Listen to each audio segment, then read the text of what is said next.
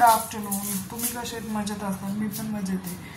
So मी तुम्हाला आज एक रेसिपी शेअर करणार आहे, बट मी नाही बनवणार आहे, मम्मी करणार आहे. ती मम्मी सोबत आपण बोलू. सो मी मम्मी सोबत सांगते तिला ऍड हे करायला. तुम्ही एकदा सांगशील का आम्हाला कशी करतीस ते? कांद्याची चटणीची रेसिपी का? हो, एकदा सांग बरं कशी करतीस तू आता. बरं ठीक आहे, मी सांगते. हो ठीक आहे, चालेल. बघ, जेव्हा आपल्या घरामध्ये भाजी काहीच नसते त्यावेळेस आपल्याला एक ऑप्शन असतं. घरात सगळ्यांच्या कांदे तर असतात, बस तेवढंच बाद झालं आपल्याला. 4 कांदे घ्यायचे, हिरवी मिरची घ्यायची, कोथिंबीर घ्यायची, लसणाच्या पाकळ्या आणि मीठ, बस एवढंच पाहिजे आपल्याला, काहीही लागत नाही. आता हे बघ, कांदे मी आता कट करून आहे ना. पण भाजी जर नसली आपल्याकडे तर ही चटणी अवेलेबल असते, म्हणजे करू शकतो आपण, असं करू शकतो आपण चटणी. ही चटणी चवीला एवढी छान लागते ना. ऍक्च्युली ही चटणीची पद्धत आहे ना माझ्या आजीची रेसिपी. माझ्या आजीनी माझ्या आईला सांगितली आणि माझ्या आईने ही मला शिकवली.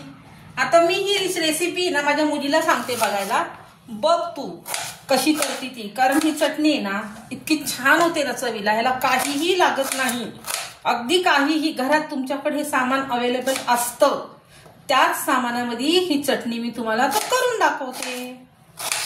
आता आपण कांदे कट करून मिक्सरच्या भांड्यात टाकले. म्हणजे बारीक पेस्ट नाही करायची का, फक्त आवडदोबड करायची त्याला?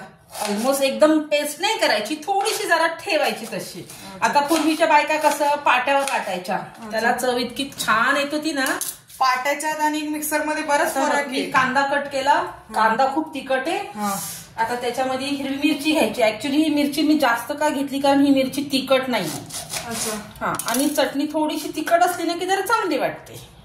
मी ही मिरची टाकली ह्याच्यामध्ये, कोथिंबीर टाकली थोडीशी, लसूण टाकला आणि चवीपुरतं मीठ टाकलं, बस एवढंच. पाणी घालायचं नाही. आता मी हे मिक्सरला लावते. म्हणजे कांद्याची रेसिपी प्रत्येकाची वेगवेगळी असते मम्मी का, फक्त तू म्हणजे आपण असं करतो म्हणून? प्रत्येकजण प्रत्येकाच्या पद्धतीने बनवतो, पण ही माझी पद्धत ही खूप छान पद्धत आहे. म्हणजे मला तर वाटतं खूप छान पद्धत आहे. आता आपण मिक्सर लावून घेऊया. गॅस पेटायला कढई ठेवलेली आहे, तुम्ही बघू शकता. कढई गरम होईल लागते. बघा, आपण ही अशी आबडदोबड वाटून घेतली चटणी. आता आपण ह्याच्यामध्ये थोडस तेल टाकूया. तेलही अगदी थोडं टाकायचं, जास्त टाकायचं नाही.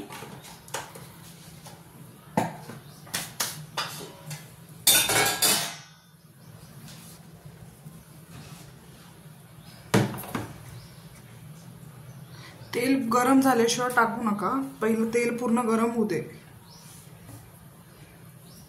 तेल गरम झालेलं नाहीये. आपण थोडस त्याच्यामध्ये ना जरा हळद टाकून बघू, ती हळद वरती येते का. तेल गरम झालेले. अच्छा, म्हणजे असं चेक करायचं की तेल कसं गरम झालं. थोडीशी हळद टाकूया. जर हळद ही म्हणजे रंग म्हणा किंवा चव म्हणा, त्याच्यासाठी आपण. पण ती गुणकारती की हळद खूप चांगली आहे. हळद ही गुणकारिकच आहे, पण आपण त्यात थोडीशी हळद टाकली कलरसाठी. आता आपण ही चटणी ह्याच्यामध्ये टाकूया.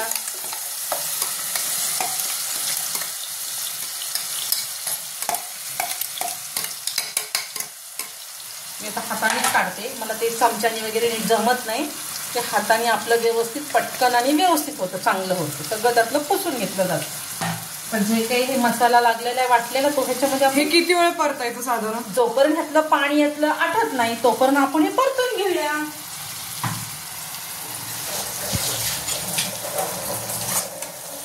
कारण कांद्यामध्ये कसं पाण्याचा अंश असतो, त्याच्यामुळे कसं त्यातलं पाणी वगैरे आपण थोडंसं ड्राय केलं की ही चटणी बाहेर तुम्ही ठेवली ना, तर थंडीचे दिवस असेल ना तर ही 8 दिवसही बाहेर छान राहू शकते. आणि उन्हाळ्यामध्ये ऑलमोस्ट ती 2-3 दिवस तर खूप झाली. नंतर तुम्ही फ्रीजमध्ये ठेवून ती थोडी थोडी खाऊ शकता. ही तुम्ही चपाती बरोबर खा, किंवा तुम्ही भाकरी बरोबर खा, किंवा तुम्ही भातावर खा. ह्यातलं काही अवेलेबल नसलं, तुमच्याकडे ब्रेड जरी असेल तरी तुम्ही ब्रेडला लावून मस्त खा, काहीच प्रॉब्लेम नाही.